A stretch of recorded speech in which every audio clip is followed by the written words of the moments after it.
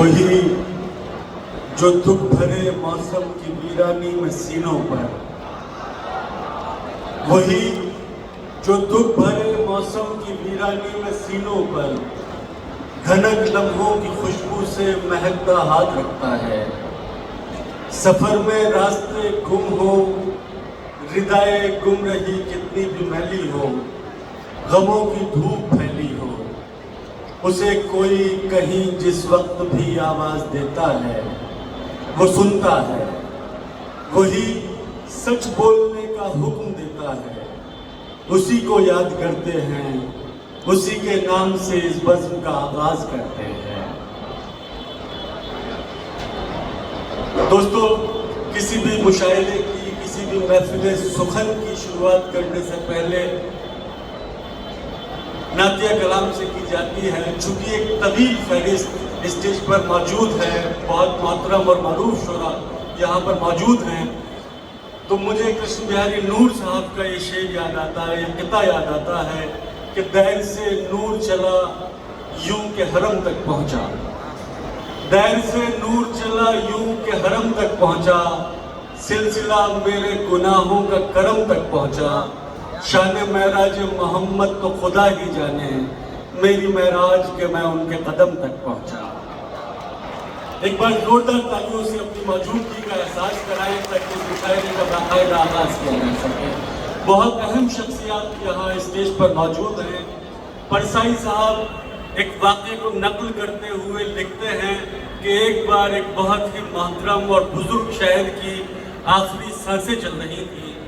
Doctor کا ہاتھ ان کی نبض پر تھا اور بہت اداسی بھرے لہجے میں انہوں نے شاعر کی بیوی سے کہا کہ بھابھی اب ان کے پاس بہت کم وقت ہے۔ یہ سن کر شاعر کی بیوی رونے لگی اور انہوں نے کہا کہ ڈاکٹر صاحب کوئی ایسی تدبیر، کوئی ایسی دوا جس کو دے کر ان کی جان شام تک بچائی جا سکے۔ چونکہ ہمارے ایک ہی بیٹا ہے اور وہ شہر سے دور ہے اور اس کو یہاں تک پہنچنے میں تقریباً شام ہو جائے گی، اور میں چاہتی ہوں کہ وہ اپنی باپ کی آخری سانسیں چلتی ہوئی دیکھ لیں۔ ڈاکٹر نے کہا کہ بھابھی ہمارے پاس کوئی ایسی دوا موجود نہیں ہے جو ان شاعر صاحب کی جان بچائی جا سکے۔ اتنے میں ایک دوست جو شاعر کے دوست تھے وہ یہ بات سن رہے تھے اور انہوں نے شاعر کی بیوی سے کہا کہ بھابھی آپ فکر نہ کریں، میں کمرے میں جاتا ہوں اور کوشش کرتا ہوں۔ شاعر صاحب کے دوست کمرے میں پہنچے اور شاعر جو بے ہوشی کی حالت میں تھے ان کے کان میں جا کر کہا کہ بھائی صاحب آپ کی شاعری سنے ہوئے بہت دن ہو گئے۔ یہ سنتے ہی شاعر صاحب نے ہلکے سے اپنی آنکھیں کھولی اور کہنے لگے کہ سامنے الماری میں میرا مجموعہ کلام رکھا ہوا ہے، ذرا اس کو اٹھا لاؤ۔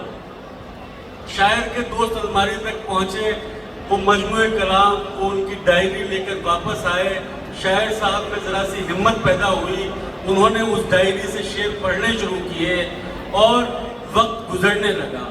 باہر کے حالات اندر کے پتہ نہیں تھے بیوی کو۔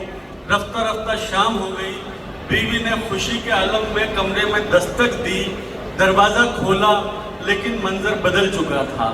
دروازہ شاعر صاحب نے کھولا، دوست کی موت ہو چکی تھی۔